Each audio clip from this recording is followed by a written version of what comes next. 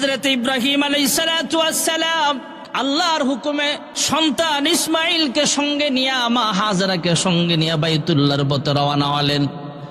বাইতুল্লাহর পাশে সাফা মারওয়া যেই পাহাড় আছে, পাহাড়ের কাছাকাছি জায়গায় বর্তমানে বাইতুল্লাহটা যেখানে আছে, জমজমের পানিটা যেখানে অবস্থান, এর পাশেই মা হাজরা আলাইহিস সালাম শিশু ইসমাইল সহ ইব্রাহিম আলাইহিস সালাম সেখানে রাইখা চলে আসতেছেন নিজ গন্তব্যে। আল্লাহর হুকুম কোনো কথা বলা যাবে না, রাইখা চলে আসতেছেন। মা হাজরা পিছনে পিছনে আসতেছেন আর ডাকতেছেন, হ্যাঁ স্বামী আমার, আপনি এত হৃদয়হীন হতে পারেন না, আপনি এত নির্দয় হতে পারেন না, আপনি তো আল্লাহর খলিল, আল্লাহর পয়গম্বর, আপনি এমন হতে পারেন না, এত নিষ্ঠুর আপনি নন। আমি আপনাকে ভালো করে চিনি, আপনাকে আমি ভালো করে জানি, আসলে আপনি তো এমন মানুষ নন, নিষ্ঠুর নন।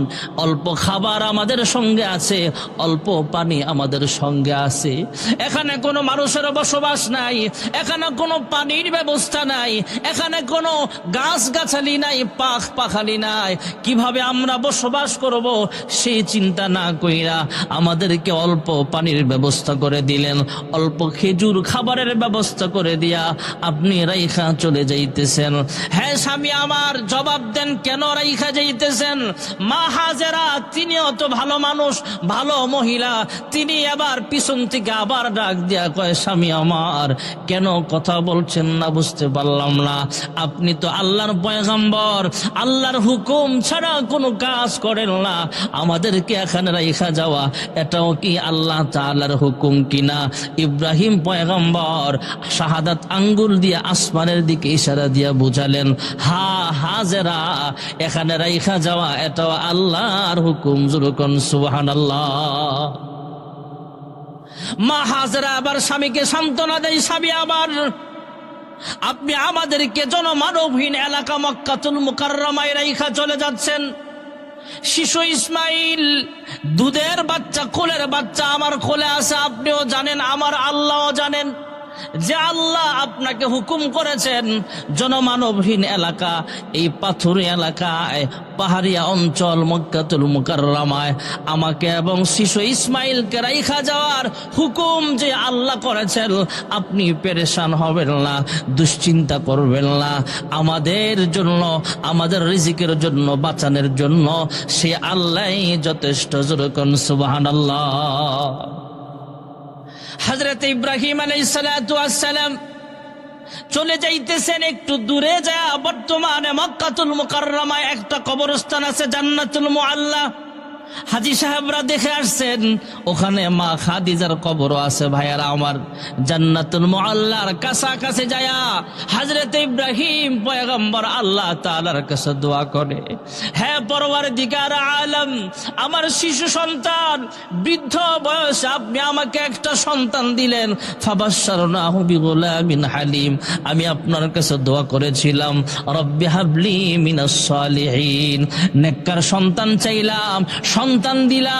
এই শিশু দুধের বাচ্চা ইসমাইলকে এখানে রাইখা যাওয়া আপনার হুকুম, তবে সন্তানের জন্য আমার মায়া, এর চাইতে আপনার প্রতি আমার আরো বেশি মায়া।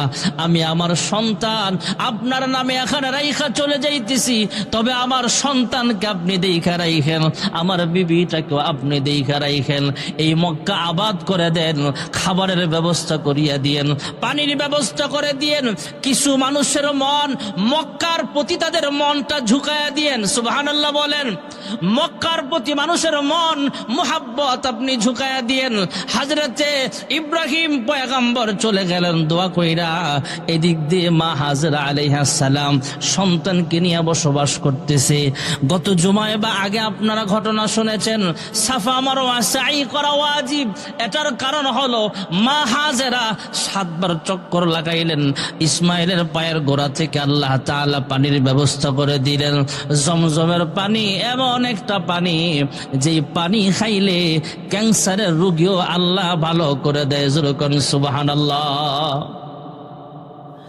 আমাদের দেশের একজন রোগী, আজ থেকে বহু বছর আগের কথা ভাইয়েরা আমার, হাসপাতালে ডাক্তার ওনাকে বলে দিয়েছেন আপনি আর বাঁচবেন না। আগে তো এমন ছিল বর্তমানের মতো নয়, আগের সিস্টেমটা একটু ভিন্ন ছিল। এখন তো বিমানে আমরা চলে যাই, আগের মানুষ যাইতে অনেক সময় লাগতো। ওনার মেয়াদ আছে 1-2 মাস সময়, তথা রুগীকে হাসপাতাল থেকে রিজাইন দেওয়া হয়েছে, বলা হয়েছে আপনার আব্বা আর বাঁচবে না, 1 মাস বা 1.5 মাস দুনিয়াতে বাঁচবে। এই কথাটা রুগী শুইনা ফেলছে, শুইনা সন্তানদেরকে বলে, হ্যাঁ সন্তানেরা, আমাকে মক্কা মদিনায় যাওয়ার সুযোগ করিয়া দাও। পাসপোর্ট ভিসার ব্যবস্থা করা হলো, মক্কায় পাঠানো হলো।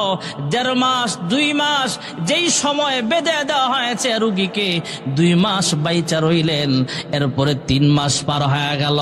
3 মাস 4 মাস পার হওয়ার পরে ইনি আবার মক্কা থেকে বাড়িতে আসলেন।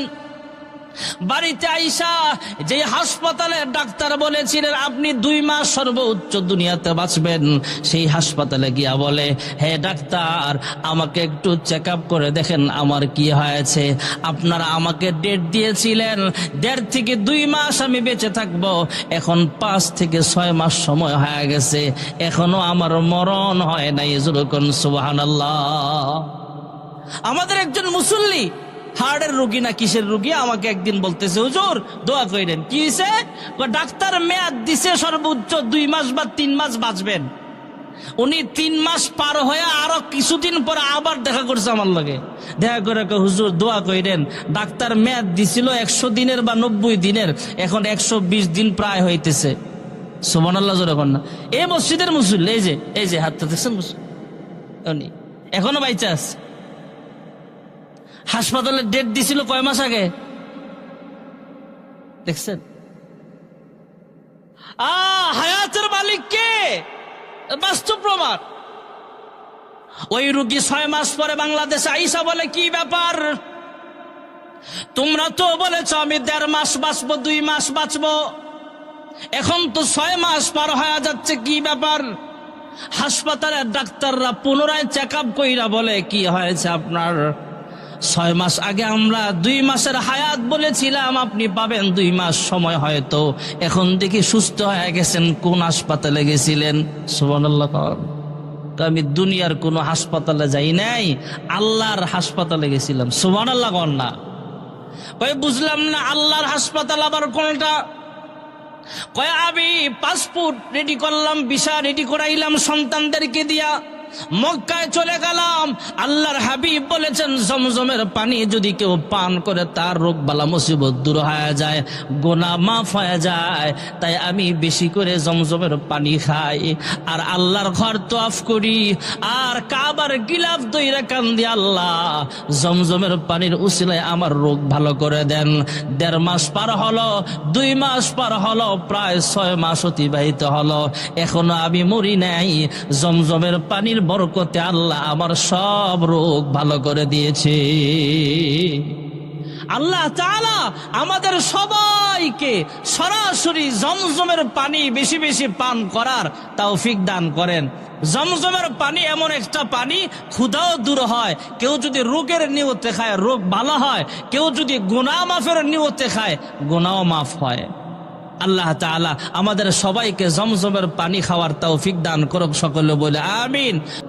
আল্লাহর হুকুম হয়ে গেছে, ইব্রাহিম আলাইহিস সালাতু ওয়াস সালাম মা হাজেরা দুধের বাচ্চা ইসমাইলকে সহ রওনা হয়ে গেলেন।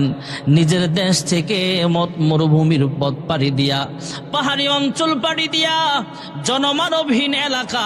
আল্লাহ তাআলার পরিকল্পনা, বিশাল পরিকল্পনা। আল্লাহ তাআলা সংসার করার জন্য শুধু দুনিয়াতে আমাদেরকে পাঠায় নাই, শুধু সন্তান জন্ম দিলাম, সন্তানকে বড় করলাম, বাড়ি বানাইলাম, গাড়ি বানাইলাম, শুধু এই জন্য আমাদেরকে দুনিয়াতে আল্লাহ পাঠায় নাই। আরে ভাই, যদি সন্তান জন্ম দেওয়াই সাকসেসফুল মানুষের কাজ হইতো, যে দুনিয়াতে পাগল, মাথার চেঞ্জ ঠিক নাই, এই লোকটারও কিন্তু 2টা 4টা 5টা বাচ্চা হয়, আছে না নাই? আমরা মানুষ আশরাফুল মাখলুকাত। আমার সন্তান হয়তো 5টা হবে, 2টা হবে, 10টা হবে, 12টা হবে। শুধু সন্তান জন্ম লাভ করা, সন্তানের পিতা হওয়া, সন্তানের মা হওয়া যদি ভালো মানুষ, সাকসেসফুল মানুষের কাজ হইতো, তাহলে দুনিয়াতে অনেক মাখলুক এমন আছে বৎসরে নয় 6 মাস পর পর 8টা 10টা বাচ্চা দেয়, এমন মাখলুক আছে না নাই? তাহলে দুনিয়াতে অনেক মাখলুক এমন আছে বৎসরে নয় 6 মাস পর পর 8টা 10টা বাচ্চা দেয়, এমন মাখলুক আছে না নাই?